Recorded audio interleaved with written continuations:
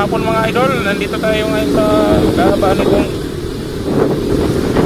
National Highway ng Alabang. Itong binaybay natin papuntang Laguna po ito mga idol.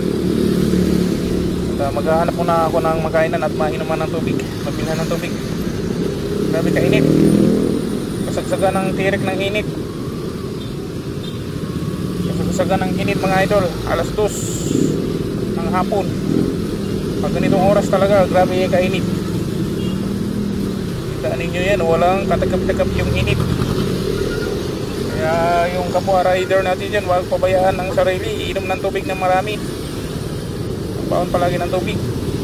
Kasi delikado po ito mga idol sa heat stroke. Huwag naman sana mga idol.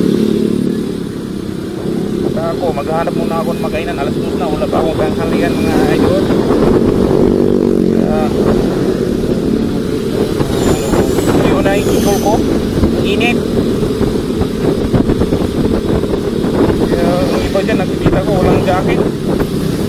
Talagang sunog na sunog yung balat. So yan ito, itong nakaplo, walang jacket. Talaga sunburn ang labas mga idol. May makainan siguro dito sa gilid. Di ko alam yung mga kainan dito, kaya maghanap muna ako dito sa gilid ng highway. Mayroon dito.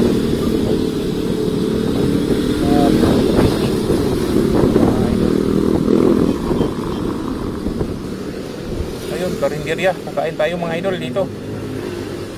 So, magpalilim muna saglit. Kain tayo dito mga idol.